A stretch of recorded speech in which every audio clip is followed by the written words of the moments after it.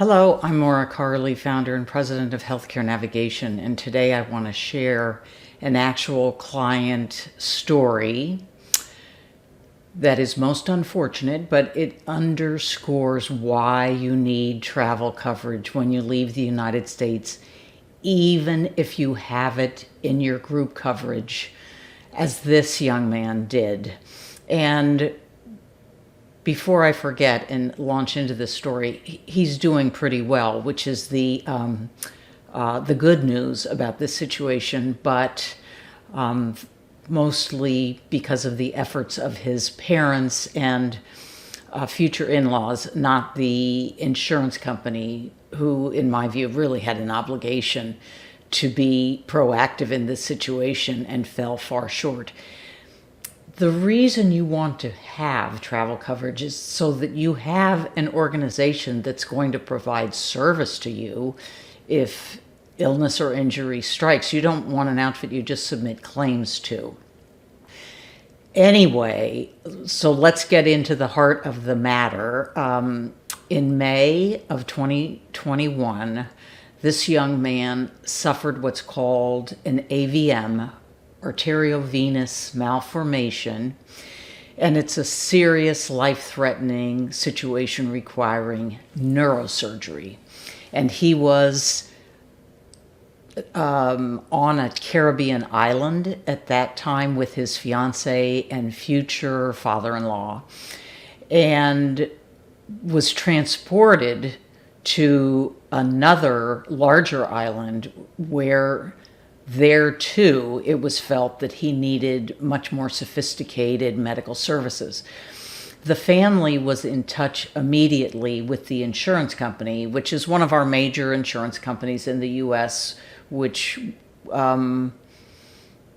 will not be named, but let's name the department that the family was in touch with: Air Ambulance and Out-of-Country Services, Clinical Advocacy and Support Department. Well, one would think with a name like that, they would have been useful.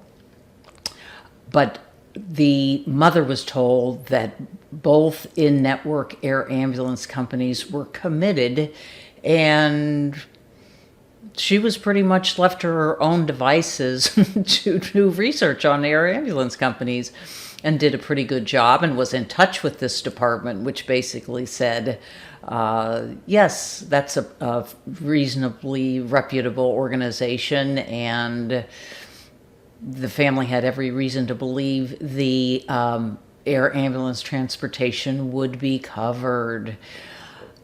A complicating factor was also that, of course, the young man was unconscious, COVID tests were required, so there was a lot going on here. But ultimately, the family arranged for him to be transported to Miami, where he had neurosurgery.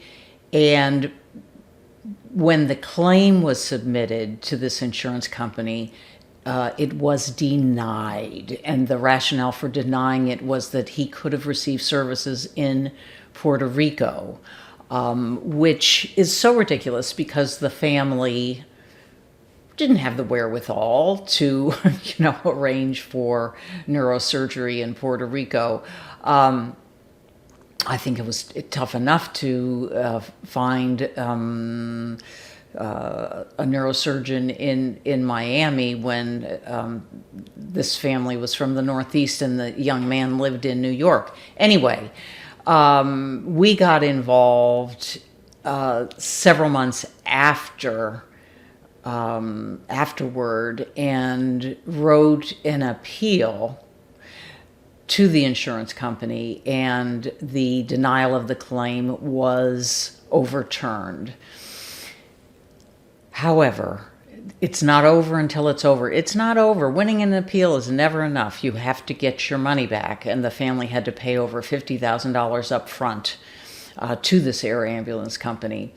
And we tried for months to get their money back, and as did the mother. The mother worked so hard on this, and finally decided to file a complaint with the New York State Department of Financial Services. And Several months later, August of last year, so more than a year went by. August of last year, the family just received a check, and for the full amount. But that allows the insurance company to just not have a negative decision in public information that New York does make available every year. And it's just so wrong. It's just so wrong that, that they get away with behaving like this. And so I won't go there, although I'd love to. It's too long a video already. The lesson again is consider travel coverage. There's many sites, squaremouth.com, insuremytrip.com, eHealth Insurance, where you can shop for it. But please, when you leave the United States, make arrangements beforehand for travel coverage. Thank you so much for listening. Take care, and we'll see you soon. Bye-bye.